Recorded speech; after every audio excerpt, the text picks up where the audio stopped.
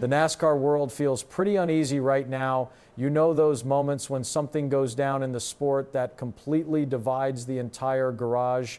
The fans, the insiders, everyone. Yeah, that's precisely the kind of week we're experiencing in NASCAR right now. There's a situation developing that's got veteran drivers speaking up, insiders chiming in, and fans debating all over the place about what should and shouldn't be going on in this sport. And the wildest part is that it all centers around one opportunity that some people consider exciting for NASCAR, while others believe it's a massive blunder. Today, we've actually got two major stories tied to this whole situation, and both of them feature some very passionate opinions from prominent names in the NASCAR world.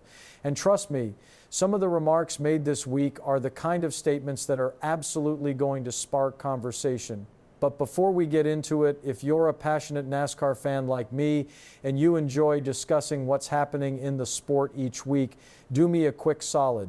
Smash that like button and subscribe to the channel. Daily NASCAR is a brand new channel, and our first major goal is reaching 1,000 subscribers. So if you want a spot where fans can discuss NASCAR with honesty, you've found the right place. Kyle Busch didn't hold anything back this week. And honestly, when Kyle Busch chooses to voice his thoughts, you already know it's going to create shockwaves throughout the garage. So here's what kicked all of this off. Earlier this week, word got out that Garrett Mitchell, better recognized by most people as Cleetus McFarland, is set to race for Richard Childress Racing in the NASCAR O'Reilly Auto Parts Series for 3 events this season. And the instant that announcement dropped, reactions started flooding in from every corner of the NASCAR world. Some people view it as a fresh chance to attract new fans to the sport, but others are seriously questioning whether this move makes any sense from a competitive racing perspective. Because the truth is that Cleetus McFarland doesn't have extensive stock car racing experience yet. His track record so far includes 5 starts in the ARCA Menard Series and a single start in the NASCAR Craftsman Truck Series. That's all. And that's precisely where the backlash begins. When Kyle Busch was talking with reporters at Phoenix, he was asked about Cleetus landing this opportunity, and his response was pretty straightforward. Busch said he didn't even know how many races Cleetus has actually competed in, but he drew a comparison to what drivers traditionally went through before reaching this level. He pointed to someone like Denny Hamlin, noting that Hamlin ran something like 10,000 races before arriving at the big stage. And then Busch dropped the line that immediately blew up across NASCAR social media. He said, "My son's probably run more races than he has, and he's 10 years old." And you can picture the reaction when that quote spread across the internet. Busch essentially made it obvious that in his view, experience still carries weight in this sport. And jumping into a major developmental NASCAR series without an extensive racing background doesn't sit right with a lot of drivers. And he also made it known that he doesn't believe he's the only one in the garage who shares that sentiment. But Kyle Busch wasn't the sole person voicing concerns. Another very outspoken reaction came from Freddie Kraft, who many fans recognize as the spotter for Bubba Wallace in the Cup Series. Kraft went straight to social media after the news surfaced, and his post was dripping with sarcasm. He wrote, "Crash at the Rockingham truck test. Crash lap 5 of your only truck start. Good enough for me. Approved." And then he added something that a lot of people within the NASCAR community quietly agree with. He said he doesn't blame Cleetus McFarland whatsoever, because truthfully, if any driver was presented with the chance to hop into a competitive NASCAR ride, most people would jump at it without hesitation. But Kraft's problem isn't with Cleetus. His problem is with the approval process itself. He also brought up Cleetus Truck Series debut at Daytona, where things didn't exactly go according to plan.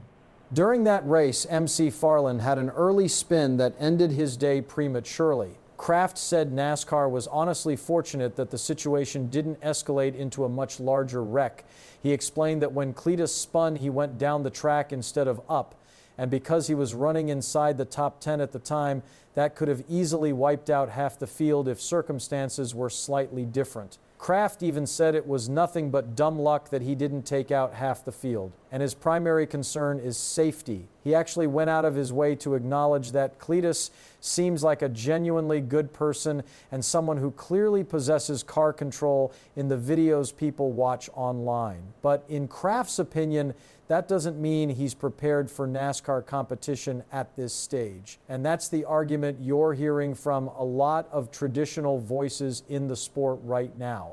But if you thought Kyle Busch's remarks were strong, wait until you hear what Kyle Petty had to say, because the second story connected to all of this might be even more pointed. Kyle Petty, someone who has been immersed in NASCAR for decades and knows the sport from top to bottom, openly criticized the decision to bring Cleetus McFarland into the O'Reilly Auto Parts Series program with Richard Childress Racing, and Petty didn't sugarcoat anything.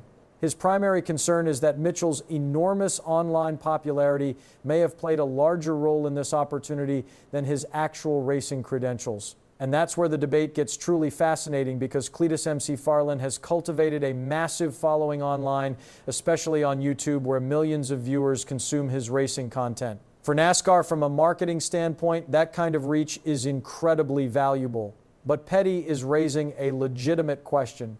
Should internet fame be sufficient to fast-track someone into one of NASCAR's top developmental series? Petty referenced Mitchell's limited experience, those 5 ARCA starts and 1 Truck Series attempt, along with the fact that his truck approval test at Rockingham Speedway included a minor crash, and his Daytona debut also ended early following that spin. Even though those laps technically count toward experience, Petty and others feel that the jump to this level might be happening too rapidly. And during a post-race discussion on YouTube, Petty delivered one of the most blunt statements of this entire debate. He said that nowadays it almost feels like you don't need actual racing experience anymore. According to Petty, all someone needs is a video game when they are young to learn on a simulator or 10 million YouTube followers. He essentially said, you don't even need to understand anything about racing. Just drive something like a Crown Victoria, build a massive audience, and suddenly doors start opening.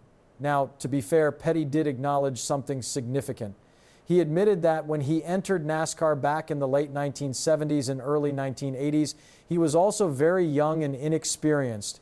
In his own words, he even called it the pot calling the kettle black. But despite that admission, Petty said the sport has evolved, and today there are so many racing series and developmental pathways that drivers can pursue before reaching NASCAR. Because of that, he believes celebrity status alone shouldn't unlock these opportunities. He stressed that NASCAR is the premier level of motorsports, and the drivers who make it there usually spend years grinding and putting in the work. He even referenced drivers like Denny Hamlin and Kyle Busch, saying they didn't build their reputations through social media fame.